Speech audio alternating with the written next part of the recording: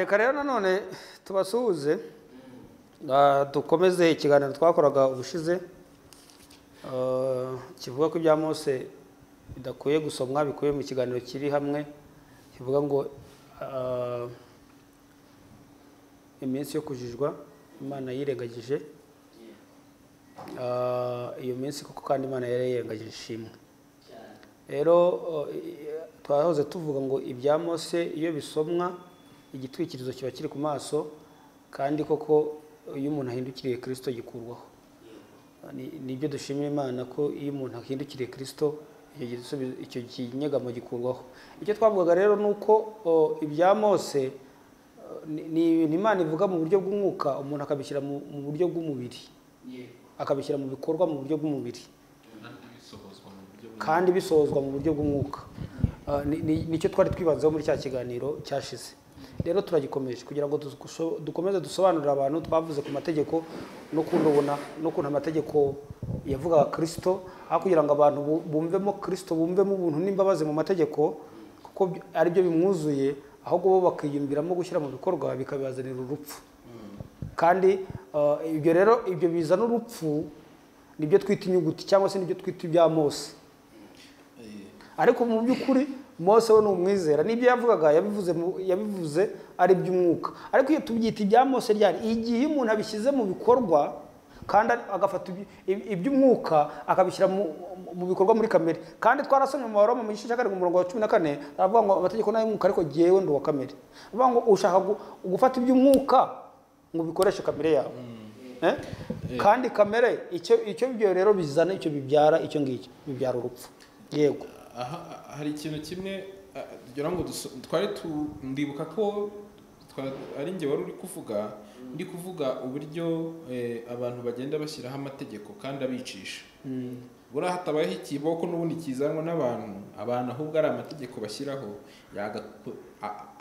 yagateye ibibazo kuko twabonye habaho amategeko menshi cyane, habaho amategeko mu bintu byinshi, ibintu byose bigira amategeko kandi amategeko aricisha.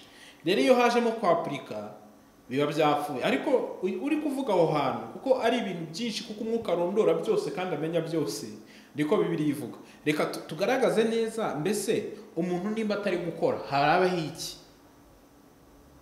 Iyo tuvuga ngo ibintu n'iby'umwuka habaho iki, sibyo? Kubera ko hari igihe umuntu aba ashaka kumenya, kuko igihe umuntu aba ashaka kumenya mbese harakurikiraho iki. Nigeze hari umuntu twaganira ejo bundi turaganira ari kumbwira ngo uburyo Satani ngatera abantu, turaganira noneho mfata umwanya nanjye mvuga Kristo. Hanyuma arangije ambwira ati cyangeretse ko akijijwe, yarambwira ati noneho mbwira hakurikireho iki. Ndababwira ni igikurikiraho ntabwo ari njyewe, igikurikiraho ni Kristo ko njye namaze kukubwira. Ariko Yesu yarabisobanuye neza abibwira Nikodemo, umwigisha w'amategeko, umwigisha w'ibya Mose, umwigisha w'ibya Mose yamubwiye ikintu gikomeye. Aramubwira ati umuntu natabyarwa ubwa kabiri ngo abyarwe n'iki? N'umwuka. Nk'uko umuyaga uhuha, umuntu adashobora kumenya aho umuyaga uhuha werekeza. Ako kantu niko nshaka ko tuvugaho. Iby'umwuka rero ntabwo umuntu abimenya, ntabwo umuntu abikora. Nta nubwo umuntu abikora. Nyine impamvu nshaka kuvuga ngo umuntu ntabwo abikora, umuntu ntabwo abimenya n'iki, nuko nta action y'umuntu cyangwa nta gufasha ko umuntu bibamo kuko namenye iyo byerekeza. Nta bufasha bw'umuntu, ahubwo umwuka wenyine niwe umenya igira gute byerekeza. Kuko umuyaga wo uhubuza aho werekeza. Mwari mubizi buriya umuyaga uhubuza aho werekeza, ariko umuntu ntabwo ashobora kumenya aho umuyaga werekeza. Niyo mpamvu rero umuntu akwiye kwihagararira akareka. Bibiliya iravuga, twabisomye, havuze ngo udakora, ko twasomye, udakora ahubwo akizera utsindishiriza abanyabyaha. Kwizera ko kumuhaniriza no gukira. Numva udakora ahubwo akizera. Niba hari ikintu kigoye ni iki kivuga ngo udakora, si byo se? Udakora ahubwo akizera utsindishiriza abanyabyaha. Kwizera rero naho ngaho gushingiye. Ibya Mose n'ubu turimo tubisoma nuko twavuze ngo ni imitegekere itera urupfu cyangwa se itera gucirwaho iteka. Noneho urumva gucirwaho iteka rero turimo durasobanura aho biva kuko Imana ivuga ibintu by'umwuka abantu bakabyumva mu buryo bw'umubiri bakajya kubikora mu buryo bw'umubiri. wenda hari akantu ushaka gushyiraho wenda kugira ngo tuve muri ibintu biri wide twinjire deep. Ikibazo cy'abantu buri gihe bumva ibya Mose cyangwa se basoma ibya Mose, ariko ubundi bibicisha gute? Turaza kubireba. Nabyo turaza kubireba. Nuko batabishobora complètement, nuko batabishobora. Impamvu bibicisha nuko batabishobora kandi bikabaciraho urubanza. Tujye gusoma inkuru za Yesu asobanura uburyo ari umutsima w'ubugingo n'uburyo abantu bumvaga ibyo avuga. Ni Yohana ibice 6:22. Turasoma abantu bihangane dusome wenda tugeze nko ku murongo nk'uwa 40. Bibiliya iravuga ngo bukeye bwaho iteraniro ry'abantu benshi ryari rihagaze hakurya y'inyanja, bamenya yuko hari ubwato bumwe gusa kandi ko Yesu atikiranye n'abigishwa be muri ubwo bwato, ko bagiye bonyine ubwabo. Nuko yandi mato avuye i Tiberiya amaze kwambuka afata bugufi bwaho bari bicaye baririye ya mitsima. Umwami Yesu amaze kuyishimira, nuko abo bantu babonye ko Yesu n'abigishwa be badahari, bikira muri ayo mato ubwabo bajya i Kaperinawumu kumushakirayo. Bamubonye hakurya y'inyanja baramubaza bati, mwigisha waje hano ryari? Yesu arabasubiza ati, nukuri ndababwira yuko ibi bimenyetso mwabonye atari byo bituma munshaka, ahubwo ni ya mitsima mwariye mugahaga. Ntimukorere ibyokurya bishira, ahubwo mukorere ibyokurya bigumaho kugeza ku bugingo buhoraho. Ibyo Umwana w'umuntu azabaha kuko se ari we Mana yamushyizeho ikimenyetso. Baramusubiza bati, tugire dute ngo dukore imirimo y'Imana? Arababwira ati, umurimo w'Imana nguyu nuko mwizera uwo yatumye. Baramubaza bati, urakora kimenyetso cye? Akantu abantu baze kukagumaho urakora kimenyetso ki ngo turebe tukwizere? Icyo wakora ni iki? Hejuru nako muze gufata akantu. Baramusubiza bati, dugire dute ngo dukore umurimo w'Imana? Abasubiza umurimo w'Imana uwo ari we, ariko baragomeza barensista bati, urakora kimenyetso ki ngo turebe ibyo tukirebe tukwizere? Basogokuruza bacu baririye manu mu butayu, bagiye gusobanura cya kimenyetso icyo ari cyo. Bariye manu mu butayu nk'uko byanditswe ngo yabahaye kurya umutsima uvuye mu ijuru. Yesu arababwira ati, nukuri ndababwira yuko Mose atari we wabahaye umutsima uvuye mu ijuru, ahubwo data uba umutsima w'ukuri. Ni data uba umutsima w'ukuri uvuye mu ijuru, kuko umutsima w'Imana ari umanuka uva mu ijuru ugahaba ari mu isi bose ubugingo. Baramubwira bati, databuja ujye uduha uwo mutsima. Yesu arababwira ati, nigiye mutsima w'ubugingo uza ahondi ntazasonza na hato, nunyizera ntabwo azagira inyota na hato. Ariko nababwiye yuko mwabonye nyamara nimwizera.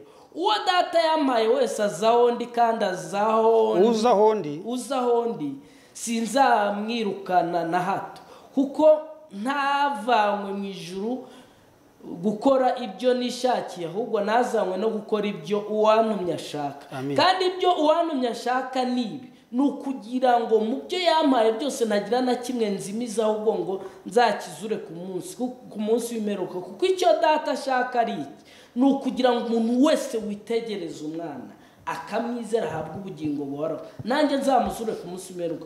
Nuko abayuda baramwitotombera kuko yavuze ati, ni ngiye mutsima uvuye mu ijuru. Nicyo nshaka kuvuga rero ni iki? Turi kuri topic ivuga ko ibya Mose bidakwiye gusoma. Yesu ngo umunsi umwe, wenda ntabwo twasomye inkuru zibanza, yari kumwe n'abigisha be ari kwigisha.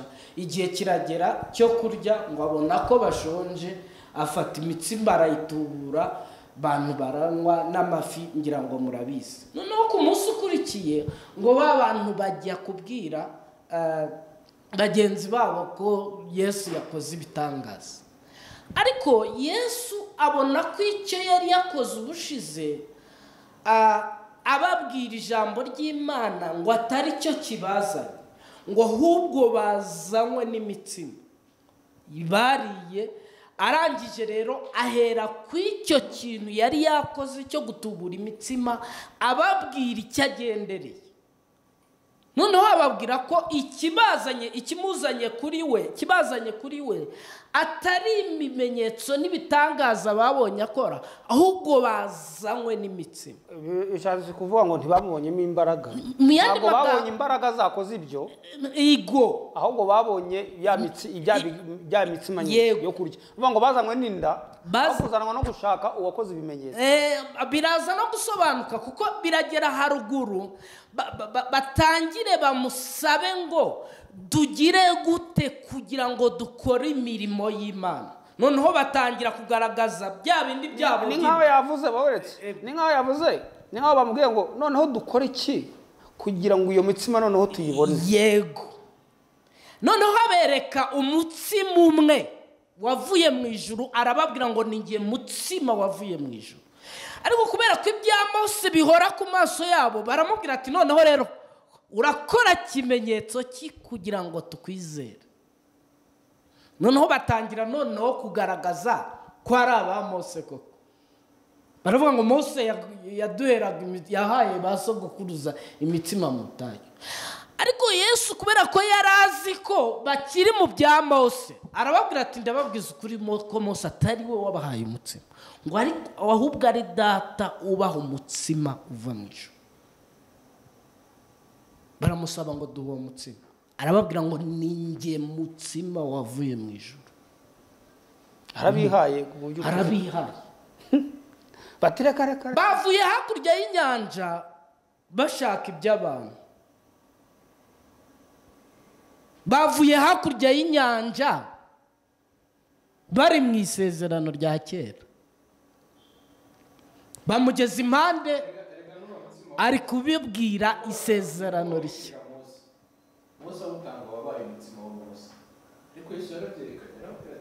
Ntabwo ari Mose wabahaye, uriya mutsima, ahubwo uriya mutsima watanzwe na data. N'ubundi Mose ntiyigeze atanga umutsima. Ntabwo Mose atanga umutsima. Ntabwo mwumva ko icyo cyanditswe kidefininga ibya Mose kikanadifininga ibya Yesu. Abantu baje abantu babonye maza nyumve. Reka tuvuge ibi bintu. Kuva mu itangiriro kugeza mu byahishuwe hari ibintu bibiri, kandi turangize twitahire. Harimo ibya Mose, hakabamo n'umutsima uturuka mu ijuru nyine ari we Kristo. Harimo inyuguti, hakabamo inyuguti, hakaba n'umwuka. Ni ibyo bintu bibiri, sibyo? Harimo ibyicisha, hakabamo ibitanga ubugingo. Noneho rero ntidutahe tutarasobanurira abantu. Twabisobanuye kuva kare, kandi umwuka ni kare tubisobanura. Ese kuki umuntu yumva Imana ibakanyarira? Ntiwumva ko asoma ibya Mose? Kamere n'ibyo bizamwicisha. Kuki umuntu yumva Imana iba ku gicaniro cyo mu cyumba ahantu runaka, kumva umuntu aravuze ngo ku Muhima hari ububyutse? Kuki abantu bumva Imana iba ku musozi wa Muhima? Ntumva ko basoma ibya Mose? Nuko batayizi. Oyerega dukobikije aya magambo Yesu arimo kubwira aba bantu, mu by'ukuri iby'umwuka, reka wumve ukuntu iby'umwuka biteye. Umuntu arababwira ngo ninjye mutsima, sibyo? Noneho bati twakurya dute? Kuko batari bazi uko barya. Umuntu arababwiye ati ninjye mutsima, noneho tukurye gute? Tubwire ko uri umuntu. Kurya inyama z'umuntu birabuzanyijwe mu mategeko, sibyo? Birabuzanyijwe. Nese tunakurya ubundi waduhanza. Ikibazo bafite urumva kubera iki? Kubera bamenyereye kuba mu bya Mose, bamenyereye kuba mu by'umubiri. Niba bavuze kurya ahita yumvira guhekenya. Reka nkubwire, reka tuvuge ibintu. ibyinjiye mu maso iby'amaso yacu yabonye bikinjira no mu matwi yacu bikajya no mu mitima yacu ni ibya Mose kandi nibyo bibasha kwinjira mbere none bitari byigeze byinjiramo kandi bitazaninjiramo mwumva ibi bintu nta nuko bizigera byinjira mwumva ibi bintu ko byaba bivuze ni byizigera na rimwe byinjira mu maso umwana w'umuntu yigeze abibona nta nubwo azabibona nta nubwo bizigera na rimwe byinjira mu matwi y'umuntu Imana yabiduhishuriye yarabihishe ariko yabihishurisha umwuka wayo kandi bihishurira abayikunda kuko rega umva kano kantu urumva kuko atari umva n'ikindi kintu kuko atari twe twayikunze ahubwo rero yadukunze ubwayo niyo ibikora ni nayo inabisohoza sibyo kubera ko ibyo twebwe byabashe kwinjira ibibasha kwinjira mu matwi y'umuntu bikabasha no n'iby'amaso y'umuntu abasha kubona n'ibijya mu mutima w'umuntu ni ibya Mose ni ibintu bigaragara ni ibintu bigaragara ni ibintu by'igishushanyo bifatika bisaba ubusobanuro kuko mu rubanza habamo iki ariko umuntu aravuga reka tusome mu rubanza ubundi habamo iki iyo bavuze ngo twaciriweho iteka iyo umuntu avuze ngo yaciriweho iteka nuko aba afite ibimenyetso simusiga bigaragaza ko yaciriweho iteka ariko Pablo afite ibimenyetso simusiga urumva afite evidence mu rubanza nibyo bigaragaramo ariko impamvu urubanza Yesu Kristo yarukuyeho urumva nuko ibyo bimenyetso byose yabihinduye ubusa abihindura ubusa mu buryo bw'umwuka none abizana mu buryo bw'umwuka gucirwaho iteka byo bituvuyeho ko twari dufite ibigaragara rero noneho mu Mana rero impamvu nta rubanza rero nta bifatika bihaba ibihari n'iby'umwuka gusa nta mirimo ibayo umwuka nta mirimo ibayo kamvuge kano kantu yego nta mpamvu narakoze umunsi umwe kandi umwuka ari gukora kamvuge kano kantu umunsi umwe Yosefu araryama ararota ngarota izuba n'ukwezi n'inyenyeri bimupfukamira bimanuka ngo byikubita imbere ye kubera ko ari kumwe n'abantu basoma ibya Mose ngo arababwira ati muze mbabwire ibyabaye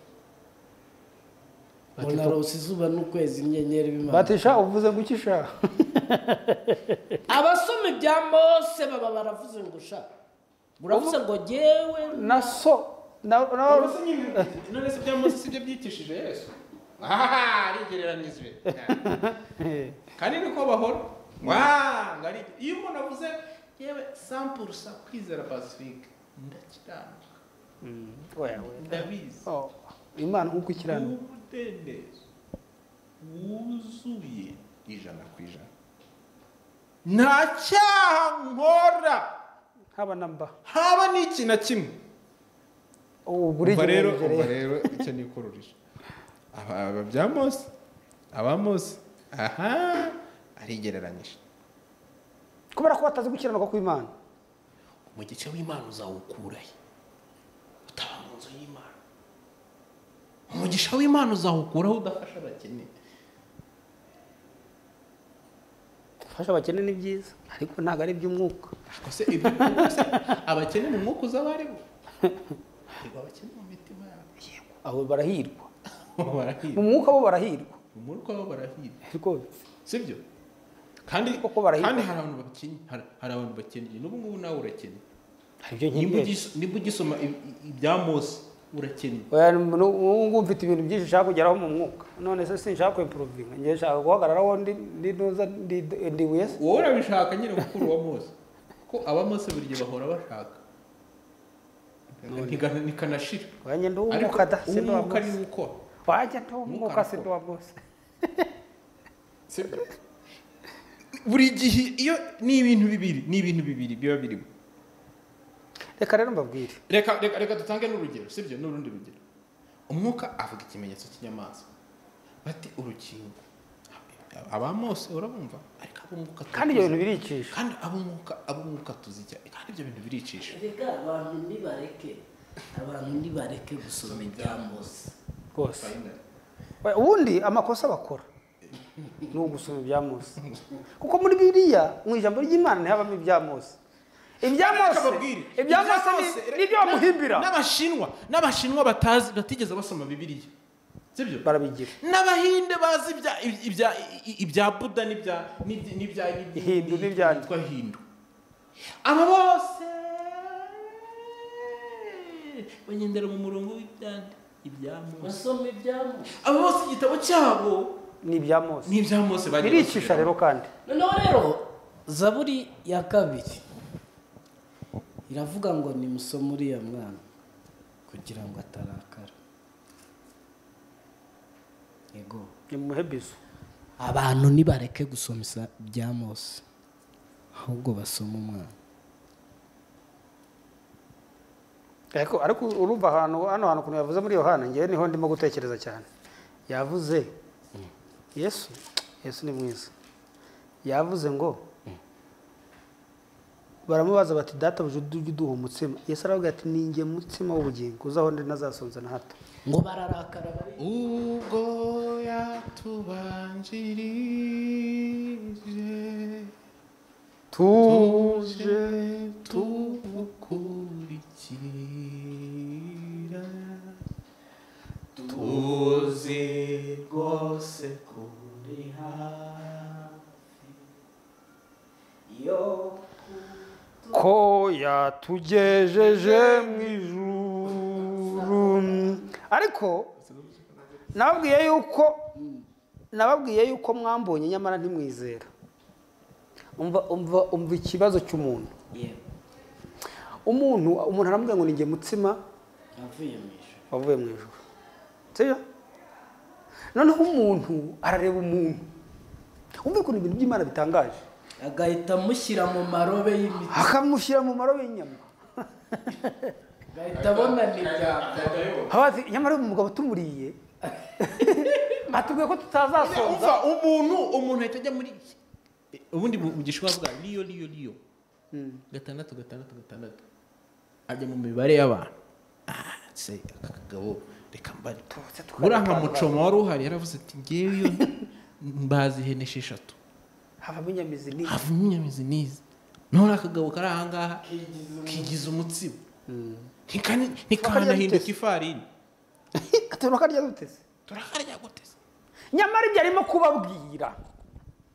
kubabwira nibyo mutsima umve abantu sinzi ukuntu bateye abantu nyine ni abantu kandi abantu ni abamose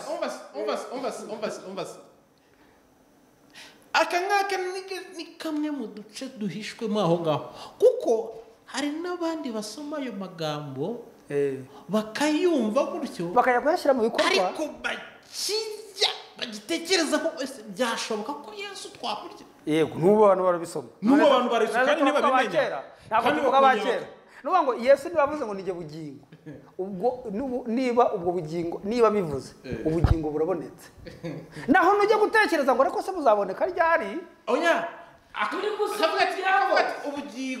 ubugingo burakorerwa yego ntumva ishyano kandi baraburinda yavuze ngo aya magambo mbabwiye niwo mwuka nibwo bugingo ntabwo ari ibikorwa oya umuririmbyi we yarazamutse ngo Yesu aramfata akankomeza none wowe ugiye kwifata ukikomeza ntawabimenya ariko mwumve hano hantu Yesu aravuga ati ni ukuri ndababwira yuko nimutarya umubiri w'umwana w'umuntu ntimunywe n'amaraso ye nta bugingo muba mufite muri mwe urya umubiri we wanjye akanywa amaraso yanjye aba afite ubugingo buhoraho nanjye nzamuzura ku munsi w'imperuka kuko umubiri wanjye ari ibyo kurya by'ukuri n'amaraso yanjye akaba ari ibyo kunywa by'ukuri urya umubiri wanjye akanywa amaraso yanjye aguma muri njye nanjye nkaguma muri we nuko data uhoraho yantumye nanjye nkaba ndiho ku bwa data niko undya nawe azabaho ku bwanjye uyu niwo mutsima wavuye mu ijuru si nk'uwo basakuruza banyu bariye bagapfa ahubwo urya umutsima azabaho iteka ryose wasogokuruza barawuriye barapfa uwo bariye bagapfa n'uwe ni uwa Mose none se abantu ntibabirya bagapfa none se abantu ntibasoma ijambo ry'Imana bagapfa basomye Bibiliya ntibavuga ko basoma ijambo ry'Imana ariko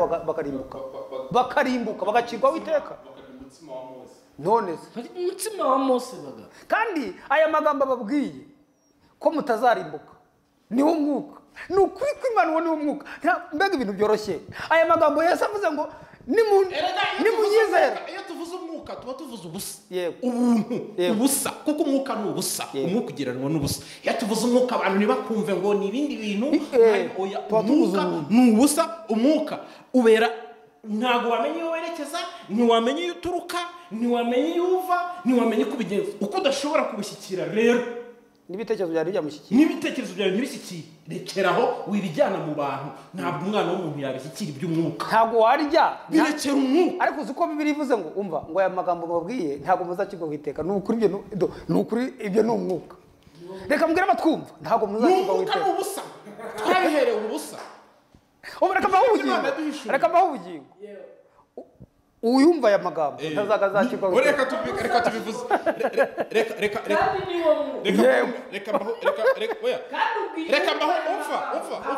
reka mbahumekere reka Kristo abahumekere umwuka w'ubugingo Imana ibingingire muri ngewe kandi Yesu Kristo agiye kubahumekera umwuka w'ubugingo mwumve ibi bintu sibyo aya magambo mwumvishe uno munsi niyo mwuka nimwizere gutyo ntabwo muzakirwaho iteka oya dushobora kubivuga gutyo bamwe bakumva ibya Mose abandi bagakuramo ibya Kristo bagakuramo iby'ubugingo ni ukuri umwizera ntabwo azakirwaho iteka niyo mwuka n'ibindi se oya ubwo nibwo buntu uko niko kuri umwizera noneho wumvishe ibintu tuvuga wumvishe ibituvuga ntabwo azakirwaho iteka erega Bibiliya avuga ngo ufite ugutwi nimba iby'umwuka abwira amatorero wumvira ijambo ry'Imana nyamuneka uwumvira ijambo ry'Imana kandi ugutwi nta kundi ukwizera no kwakira password nimwe niyo njye abantu itegeko ry'umwuka ariko umva ko hano bavuze bano bantu ababwiye bino bintu ku murongo wa 60 ngo nuko benshi mu bigishwa be babyumvishe baravuga bati iryo jambo rirakomeye ushobora kuryihanganira ninde kuko tubabwiye ko tuzakirwaho iteka muri Kristo Yesu ushobora kubyihanganira ubundi ninde abantu bahita bivumbura bakagenda none reka mbabwire rero mw'abantu nta mpumyi yarata yagira gute yarandata indi umuntu ukubwira ibya Mose ni agapasiwadi kamwe umuntu ukubwira ngo kora uzabona iki uzajye mu ijoro uzabone gukiranuka kw'iteka iyo ni ishyano kora iki iyo ni impumyi iri kukurana uburyo bwose azabisobanuramo yamanuka mu hehe nashaka azamanuka mu mutaka yasobanura abakorosayi nashaka azazure n'abapfuye akagera gute nashaka azawuzi ibyanditswe nashaka azaba ari marayika w'Imana nashaka azaba ari marayika w'Imana avumwe ntabwo ari uw'Imana ariko nubwo yaba ari Pawulo nyirizina nubwo yaba ari Pawulo ugarutse yavumwe nubwo yaba agewe namwe tugarutse kandi tukavuguruza bino bintu tuzavumwe ntabwo twazabivuguruza niyo mahirwe nzi nitunafatwa uretse ko bitanashoboka ariko tunagarutse hakagira abandi baza bafite amasura yacu ariko bene data niyo byaba bikekwa ko umva nuko ngaba rukeka ko hari urwandiko ruvuye kuri twe oya bene data muzi umudendezo ngifite ariko ibi bintu iyo mbivuga hari abantu bajya ubu najya kongera kwibohesha ububata mfite umudendezo wuzuye ariko se ubu najya kongera nakiriye ubuntu bw'Imana ubu najya kongera kwiboha ndi muri kayarira ncengera muri bya bivumo n'iki ngo ndimo ndakorera ubugingo buhoraho tekereza ngo ndimo ndakorera ubugingo buhoraho ndeba mu zuba nka mwene hanuraga ndeba mu zuba nkareba abamarayika n'Imana bitabaho ubu nakongera nta muntu w'umuhanga ushobora gusubira mu bujiji mwese uwize yabisiba byagenda umva rero ukuntu bimeze tweragiye iteraniro ry'abera ry'abamarayika n'intebe y'ubwami kambabwire aya magambo tubabwira niyo mpanda niyo mwuka ni ukuri. Umuntu yumvishe niyumva impanda, kandi umuntu ufite ugutwi niyumva iby'umwuka abwira iki. maze rero abantu bave mu bya Mose rwose kuko birikije. ariko se Yesu abwiye abantu ngo ninjye mutsima, abantu batari mwumve ijwi rya Yesu yavuze ngo ntugasome ibya Mose. abantu bareke gusoma ibya Mose, basome Umwana. Reka mbabaza kamwe kandi koroshye, kandi kamwe nasanze abantu badatekerezaho. Imana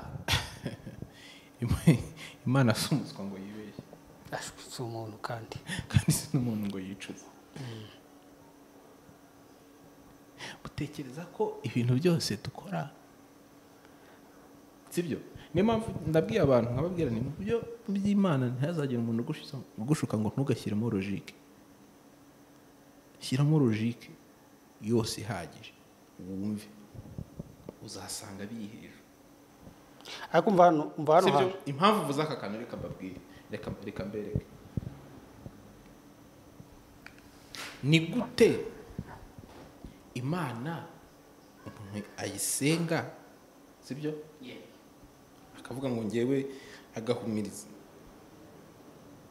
akavuga ngo ninjiye mu mwanya wo gusenga Imana, ubu nibwo ntangiye kuganira n'Imana. Hanyuma se imbere yaho byari bimeze bite? uwo muntu ntabwo waba ari izi mpamvu iki kintu mbivuze.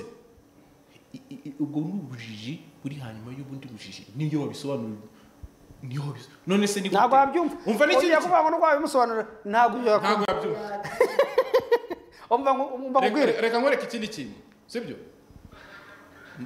Ni gute umuntu asaba imbabazi z'umuntu uzi ko n'ubundi azi ko azongera. Ishyano. umva n'amagambo ariko umva n'amagambo. Yohana ahantu hakunze cyane umurongo wa 50 avuze ngo 51 aravuze ngo uyu ni wo mutsima umanuka kuva mu ijuru kugira ngo umuntu urya ye gupfa. Ni gute ijambo ry'Imana rihamya ko umuntu wizera Yesu atazacirwaho iteka, hanyuma umutima ukagushuka kuguciraho iteka, kandi uvuga ko wemera ijambo ry'Imana? Mbaza abantu rwose badukurikiye, ni gute ijambo ry'Imana rivuga ngo ninjye mutsima wavuye mu ijuru, umuntu naryo umutsima azabaho iteka ryose? yego, kandi umutsima azatanga ku bari mu isi kugira ngo babone ubugingo n'umubiri wanjye. Hanyuma umutima ukagushuka ukakubwira ngo uzakirwaho iteka. Ubu bivanyeho ibyo bintu. nuko wasomye ibya Mose.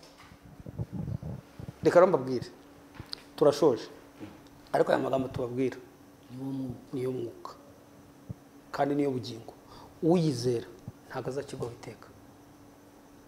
Uwizera ko Yesu ari we mutsima wavuye mu ijuru, umurya atazapfa, ntabwo azapfa. Yego, ntabwo bavuze ngo bikorere, baravuze ngo wizere uryo ukore uwo mutsima ari wavuye mu ijuru ukaba ari mu isi ubugingo. Nyamuneka nutizera ibyo uzakirwaho iteka. Murakoze, Imana iduhana umugisha. Bye. amen.